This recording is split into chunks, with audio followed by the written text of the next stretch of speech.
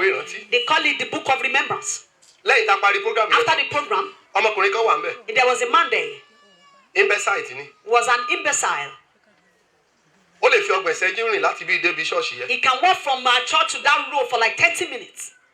Bí láìfẹ́ ṣe rí nìyẹn. That's how Ẹ̀dẹ̀ his wá life wo kò rí was. bẹ́ẹ̀ tẹ́lẹ̀ o. I wasn't like that before. Wọn bí bẹ́ẹ̀. He was not born like that. Ọ̀gá ni nílé iṣẹ́ kan o. He was a boss in one organization. Lẹ́yìn tó ṣègbéyàwó tán. After they got married, Alẹ́ ọjọ́ ìgbéyàwó the wọn. night of their marriage, Níbi tí wọ́n sùn oorun àkọ́kọ́ tán kọ́ mọ́ the sùn. firstly where they were sleeping, Ní ọ̀pọ̀lọ́ jábọ́ látòrí bẹ́ẹ̀dì. That- Látòrí òkè. and that the sword fell from their roof Ó dẹ̀ já sáàrin àwọn méjèèjì. and fell between them, the husband Ó and wá wife. kí orógùn mọ́lẹ̀. And the husband now took a Ó stick wá pa ọ̀pọ̀lọ́ yẹn. and killed that toe. Ṣé rí apá kan tó ti lu igi So mọ́ one ọ̀pọ̀lọ́? side I hit that toe, Lẹ́sẹ̀kẹsẹ̀ lápá and yẹn immediately disappear lára was ẹ̀. paralyzed, Àtàpá and the àtẹsẹ̀ hand and the leg, àtẹnu. and the mouth was bent. Bó dẹ̀ ṣe ru kiri fún 15 years. And that was how it was for 15 years. So nígbà tí láìfọ́ ẹ̀dẹ̀ ti bọ́ sórí. And when his life has gone, Ó wá lọ káàkiri ó ń tọrọ he owó. was just moving around to beg. Adébí àtọrọ owó. He got here to beg. Á fún lówó. They would give him. Owó ló tọrọ dọ́dọ̀ wa. He was begging to this place Tó fi wá di ẹni tó ń wá sí and church lọ́dọ̀ became wa. one of their Bá members. a ṣe parí program yẹn tán. After the program, Ìwé ìrántí. the book Ní of topic remembrance yẹn. was the Ẹ jẹ́ kí n kọ́ title. sọ tẹ́lẹ̀ sẹ́nìkan. Let me prophesy into someone's life. Jíjáde rẹ kúrò níbí If lẹ́nu. you're going out today, Àwọn ọ̀run á ṣíwé ìrántí. I will open the book of remembrance unto you. Bá ṣàmì. If you don't say amen, Àdúrà mi á padà sẹ́nu mi. my prayer will come. Ní jíjáde rẹ If kúrò you're lórí. going out today from this Ó mountain, ti bá àwọn ènìyàn ṣe. you've been with so many Tí mo rí people ti ẹrù. and they couldn't Ọlọ́run recognize kò rí it. òkè. God of this commission, Á ṣíwé ìrántí. open the book of remembrance unto you. Jókòó. Have your seat.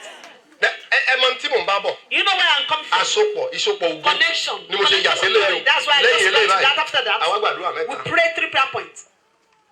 Wọ́n ṣe kúrò nínú program tó When lọ the left that láàárọ̀ program was going that morning, tó ń wọ́ kúrọ́kúrọ́ lọ. I was just scrolling and Ẹ máa going. wo ìsopọ̀ o. Can you see Ẹ a máa wo bí connection? ìsopọ̀ ṣe sopọ̀ mọ́ra And wọn. see how it will connect. Lẹ́nìkan pàdé ẹ̀ lójú ọ̀nà. Someone met him on the road. Ẹni tá a ṣàánú fún. The person that had mercy on you, Lórúkọ Jésù in the náà. name of Wàá Jesus. ṣe pàdé ẹni yẹn. Lẹ́nìkan bá pàdé ẹ̀ lójú And ọ̀nà. someone met him Ẹni yẹn wá pè é wá dàdúrà. and asked him and just stopped him Wá bèè lọ́wọ́ ẹ̀. and asked him, Tell me the story of your life. sọ ìtàn ayé rẹ fún mi. Bó ṣe dàbí eléyìí. Why you are here and why you are like this. Ó wá ṣàlàyé fún briefly. And he just, Ó ní ṣé o mọ̀ mí sá? he said, do you know me? Ó lóun mọ̀ ẹ́. He said, no. Ó ní journalist. He said, I'm a journalist. Oníwèé ìròyìn. Òun ò lówó tóun lè fún ẹ. I don't have money to give to you, Ṣùgbọ́n òun á gbé ìtàn ẹ jáde nínú pépà. but I will put your story in a paper. Ọlọ́run lè lò ó God can use him, tí wàá fi bá olóore pàdé. that you can meet your benefactor. Ó dẹ̀ gba story yẹn. And he took that Ó story dẹ̀ package ẹ̀. and packaged it Ó dẹ̀ gbé jáde nínú pépà. in one of the newspaper. Bí Gamaxin yẹn ṣe jáde. And that magazine came out. Ta ló sọ pé Ọlọ́run ò sí o? They said there's no God. Actually, Èmi mélòó ló gbà pé Ọlọ́run wà how pẹ̀lú many wa? of you know that there's God? Ok, kí ló jẹ́ kí n sọ bẹ́ẹ̀ jẹ́ mọ́? What made me to say that? Ìgbà yẹn ìgbà mímí kò ní o. That time it was during First Mimico, time mímí the kò. first regime of Mimico. Bóyá ṣe látẹ́gùn gbé o. Maybe it's the breeze or, Bóyá ó wu ẹsẹ̀ lórìn. or it just what? Bóyá Maxine yẹn bá ara ẹ̀ lórí tébù mímí. And that magazine met itself Bó ṣe on, débẹ̀. on the governor's table. Wọ́n mọ̀. They don't know how it got there. Life story mo sọ It's fún a mi. life story. Àwọn tó jẹ́ ọmọ ìjọba ní Ọ̀ṣìnlẹ̀. Even our Nígbà member at yẹn, Oshina life story. is a life story. Ẹ dẹ̀ wá wò. Bí gómìnà ṣe bísí tó, As busy as he was, gómìnà lè decide kó he kàn can wọ wájú decide kó to wẹ̀. just look at the back and the front Kó wá and just look, don't Kó look wá at the... wo.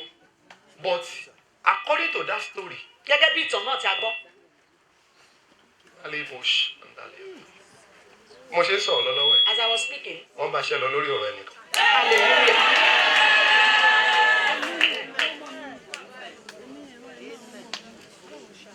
Bàbá mo mínísítà lọ bí eléyìí ní Our last father year. was ministering like this last Mo kàn year dákẹ́ mo ṣe dákẹ́. and was silenced for Mo 2 ní minutes. ẹ̀mí wọn sọ fún mi pé The Holy Spirit told him, gómìnà stéètì máa declare ìkan nínú àwọn tó súnmọ́ mi as one of his cabinet. yes sir, Ṣé ẹ rántí ọjọ́ yẹn? yes sir. Mo kàn stop ìbí And eléyìí. our father stopped. Mo ló dẹ̀ máa ṣẹlẹ̀ within 24 And hours. it will happen between 24 hours. Mo dẹ̀ sọ tèmi mo ń ṣe tèmi lọ. And it was just, it proceed Ìgbà tó máa da aago mẹ́jọ. by 8 p.m. Ìkan nínú àwọn ọmọ àrẹ náà. One of arena member, Náà announce ẹ̀ òní number one ní he list. was the number one on the list List special adviser. of special advisor. List number one in 24. Number one in the ló 24 pè mí of them, láàárọ̀. and he called. Dáàdi ò ti ṣẹlẹ̀. That daddy, it has happened. Kí ló ṣẹlẹ̀? What happened? Ó ní orúkọ òun ti jáde. That his name is As out special. as special advisor to the governor. Mo tó ti rírú ẹ̀ báyìí. I've seen it now.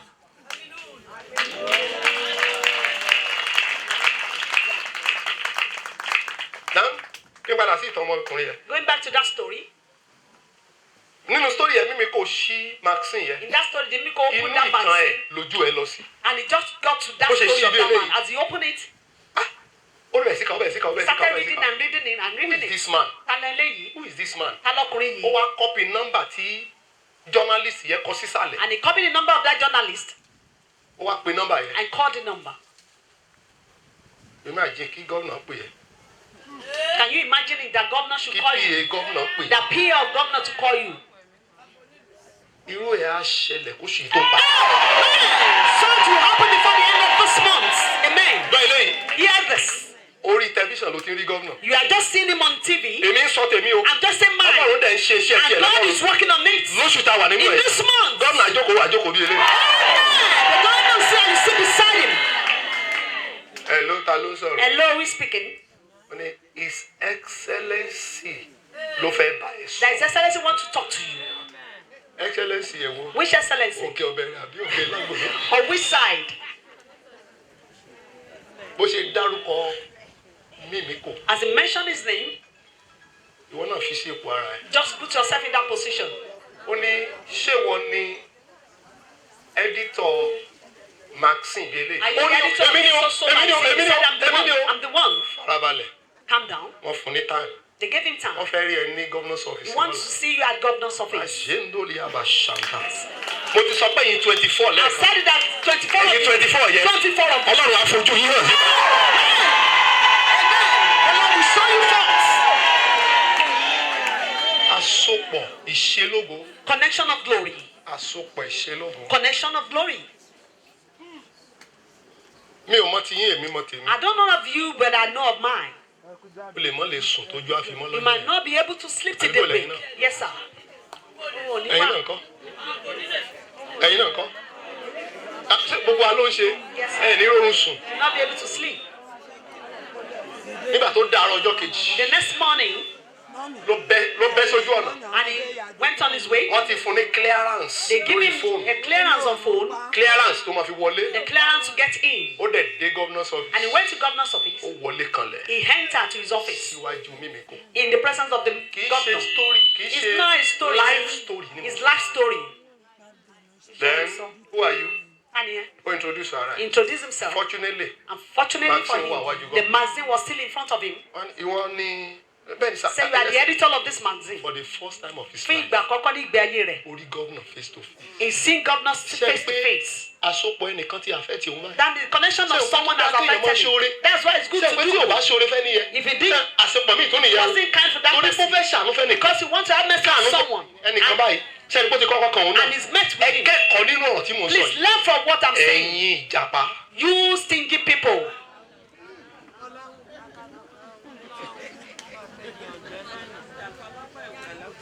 Owó ò kí ń dúró lápò mi. Money will not stay with my pocket. Mo máa ń fọ́n owó ni. Our Father do give. Wọ́n á máa ṣàlẹ́jì mi báyìí pa. Bó lè yàn á ṣe wá síbí wá gbàdúrà lọ́dọ̀ mi tó yẹ kó jóun lá fún wa lówó àwa How tó can wọ́n fún wọn someone lówó. come and you are the one that's still giving them money? Wọ́n rí ìgbà mi màá ti ṣe owó There's síbì kan sometimes our Father will just package the money fún àwọn somewhere less and less for privilege. less privilege. Torí ibi tí o ò lè dé, Because where you can't get to, eré ẹ lè dé bẹ̀. die your goodness and get there. Ìtàn tó wà nínú ìwé yìí, The story in this book, ṣé o fi tàwé ni? is it for you to sell your Or a magazine life story. or is it life Ó ní story? His Excellency, Only ẹni tí ọ̀rọ̀ yìí kàn, this person that ó concerns, lè mú débí. I can bring that person. Mo fẹ́ rí lọ́la. I want to see him tomorrow. Kọ́kọ́ pàtẹ́wọ́ fún Jésù. Clap for Jesus Ẹ wá wo àsopọ̀. and look at that connection. Àsopọ̀ ti bẹ̀rẹ̀ lórí pé Connection has started. mo ṣe program láàárọ̀ kùtù. I had a program in the morning. Ó attend ẹ̀. He attended the Ó program. bẹ́ẹ̀ nìyẹn pàdé lójú He ọ̀nà. met the person on the way. Ṣẹ́ni pọ́ ti link ẹ̀ báyìí. It has been linked. Nígbà tó máa rí bọ̀dá yẹn, When he saw that man tó ṣàlàyé fún un. and he explained to him, Ó dọjọ́ kejì. the next morning, Ó dó níwájú gómìnà. he stood in front of the governor. Yeah, that's golden appearance. Yes, sir. You understand? It's not an ordinary appearance. Torí irú appearance yẹn, Because such appearance- ó máa fowó sápò ẹ̀. will put money in your pocket. Yes, sir. gómìnà wa béèrè lọ́wọ́ ẹ̀ who are And the you? governor Ó asked him. ṣàlàyé. He explained. Ìwọ ló ní story yẹn. You are the owner of the Sọ story. story yẹn fún mi. Tell me your story. I want to hear from you. Kékeré ni gómìnà kà tó fi ṣàánú ẹ̀. And father just Ó wá read sọ little. bó ṣe ṣẹlẹ̀. And he now explained everything.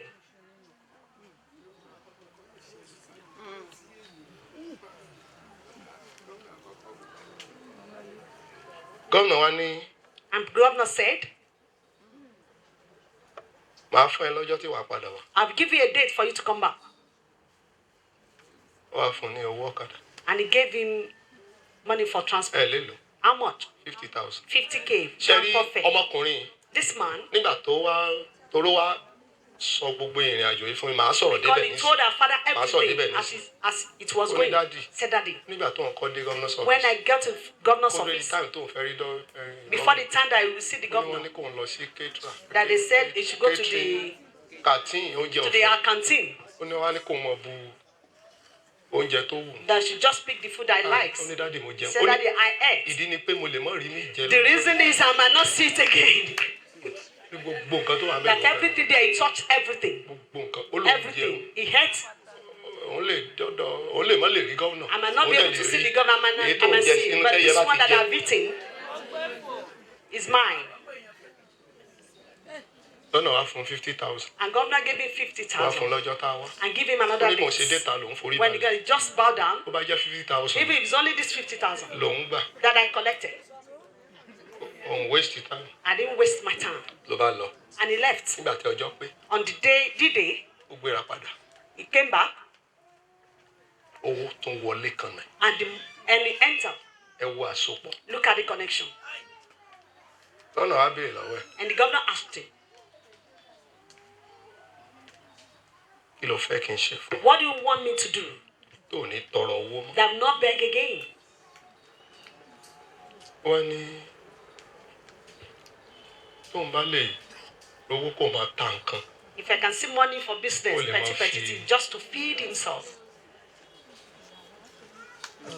Kì í ṣe ìtàn o. It's not hearsay. Gọ́nà wa kọ ṣẹ́ẹ̀kì And the governor wrote the check